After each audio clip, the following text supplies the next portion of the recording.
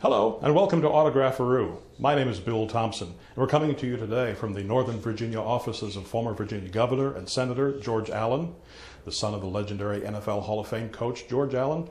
The senator has a new book called What Washington Can Learn from the World of Sports, and we'll be talking with him today to benefit the American Red Cross of the National Capital Region. Now let me tell you about our special guest today. George Allen was born in 1952. He's one of 4 children of legendary former NFL coach George Allen. He holds a bachelor's degree with distinction in history, as well as a law degree from the University of Virginia, and he played on the football and rugby teams during his time at UVA. George Allen served the Commonwealth of Virginia for over 20 years as governor in both bodies of the United States Congress and as a state delegate holding Thomas Jefferson's seat in the General Assembly. Currently, he's president of George Allen Strategies, LLC. He serves on the boards of directors of several technology companies and is the Reagan Ranch Presidential Scholar for the Young America Foundation. Senator Allen, thank you so much for joining us on Autographaroo today. We're very pleased to have you with us. Well, welcome to my offices, Bill, and welcome to all of y'all. And thank you for joining with us. And we look forward to the questions people may have. And I really do think that Washington can learn a lot from the world of sports. You know, Bill, I think of sports teams, and fans are always cheering for their sports teams. They're enthusiastic about them, whether it's high school, college, or pro. And so often when I hear people talking about Washington, they're hardly cheering about what's going on in Washington. And so I think that there are certain characteristics of sports and principles of sports that would apply to governance to make sure that everyone in our country has that level playing field, that equal opportunity to compete and succeed to the best of their own hard work, ingenuity, preparation, and innovative leadership. So it's fun being with Autographaroo with your innovative leadership. Well, bless your heart for saying that. Was all this on your mind as you were in government, as governor, as a state delegate, as a United States senator? Were even subconsciously in the back of your mind, were there days when you were thinking, this would never go in sports?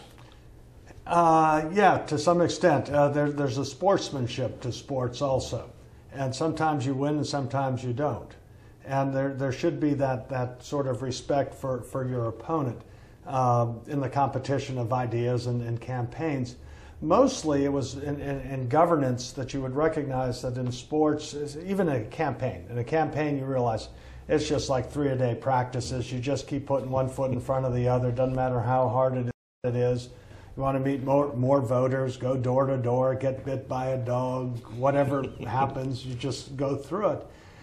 The other aspect that I would think of a lot, especially as governor, was what my father would say. And I grew up mostly in sports. Politics was later when I was at the University of Virginia, and Ronald Reagan asked me to be chairman of Young Virginians for Reagan in 1976. But what you learn on the sidelines, what training camps, playing yourself, is it's teamwork. No one can ever do anything alone. You need others to share that passion for whatever the mission may be. And then as governor, when I was assembling my cabinet, I remember what my father would always say is, he says, I don't want to have to spend time coaching the coaches. My father had great assistant coaches, whether with the Rams or the Redskins or in the USFL or for that matter even at Long Beach State with Hall of Fame Willie Brown as a defensive coach. And so what I wanted to have were cabinet secretaries who knew more about their subjects than I did.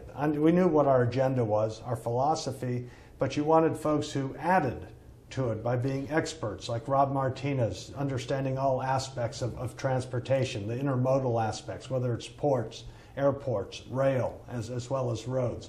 Bob Skunda, heading up economic development. He was president of the Virginia Chamber of Commerce. His blueprint that they had worked on was so consistent with what I had proposed during the campaign, so it was perfect. Becky Norton Dunlop, who's now with the Heritage Foundation, was just great on natural resources issues and prompt permitting. And in fact, I called our cabinet the competitiveness cabinet because we wanted everyone to work together, whether it was Jerry Kilgore in public safety for safe communities or transportation or economic development, ports, roads.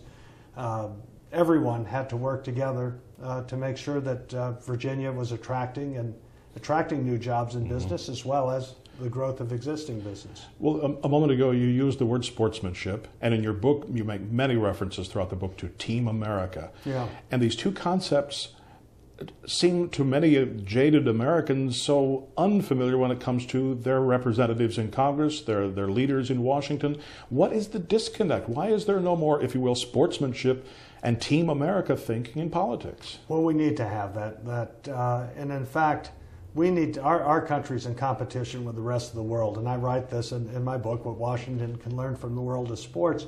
And indeed, a good friend of mine, not far from here in Old Town Alexandria, said, oh, you know, things were worse when Jimmy Carter was president. Inflation was high, interest rates were 20%, unemployment was worse, and Ronald Reagan came in and turned everything around.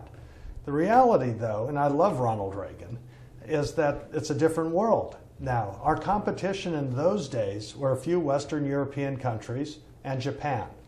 Our economic competition now is all of Europe, including Central Europe, Russia, Japan, South Korea, Indonesia, India, China, Malaysia, a lot of Brazil. And so we need to be operating as a team that is, with 2 minutes remaining in the game, no timeouts left, and we're 6 points down. There needs to be an urgency to it. One of the things I wrote in my book is a good example, I think, for all Americans, is the Army-Navy rivalry.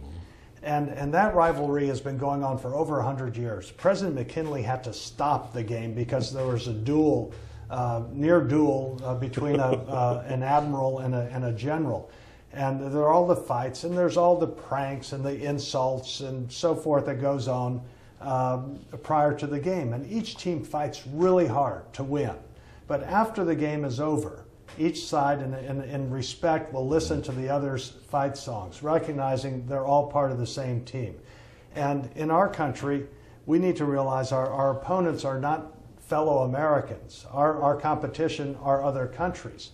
And so we need to make sure that we have the right tax policies that are competitive for investment and jobs, make sure our regulatory policies make sense. I had talked about a winning energy game plan for our country, because all this electricity we're using here is, we need to have affordable, reliable electricity and fuels and food and so forth. And energy policy affects that. And education, because knowledge is personal empowerment. And for us to be the world capital of innovation, you need to have the right economic policies, energy policies, and education to make sure that Team America can compete with the rest of the world. Now, there'll be times, and I pointed out in my book, where you can, if you listen to the other side, most of the time you're going to have philosophical differences, and that's fine. That's part of representative democracy. This is not a monarchy or a dictatorship. We have our own ideas. However, you can find ideas and work together with them. One I bring up is the smart credit, school modernization and revitalization tax credit to renovate historic old schools, most of which are in rural areas or in inner cities.